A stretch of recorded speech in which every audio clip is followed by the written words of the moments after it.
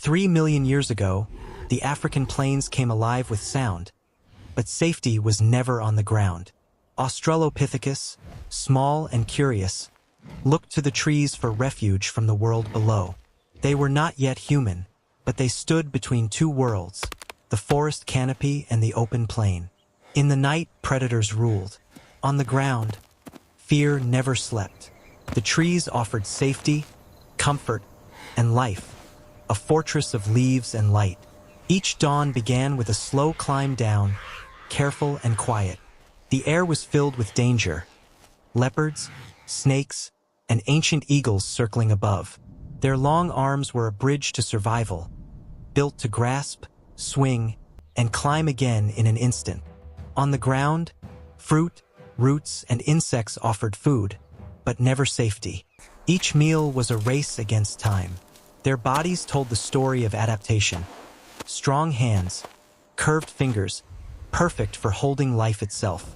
From their high perch, they watched the grasslands transform beneath them. Storms came fast. The trees swayed but never broke. In the branches, families huddled close, warmth shared in the language of touch. Below, death waited, silent and patient. Night after night, the trees became home, a sky-high village above the chaos. But survival demanded balance. They had to risk the ground to live.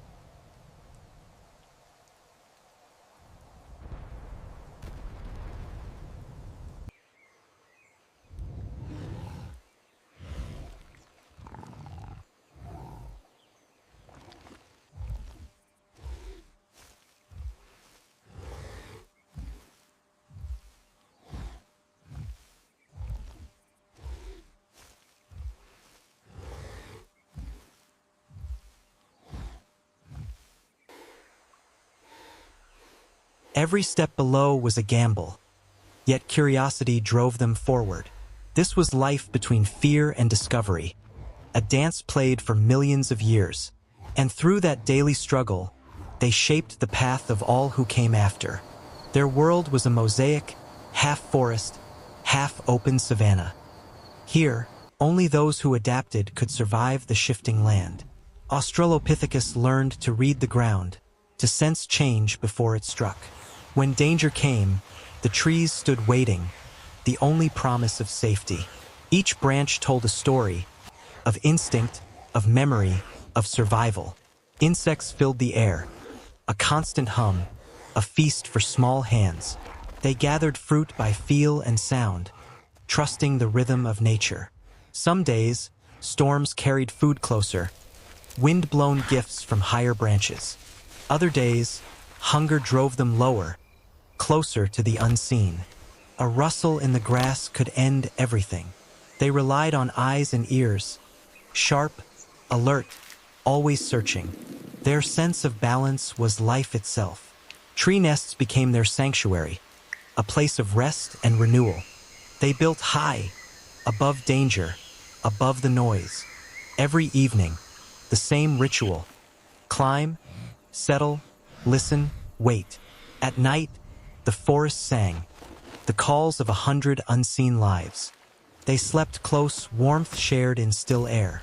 Above the ground, they were safe for now. Each dawn repeated the same quiet courage. Life in the trees was not escape, it was adaptation.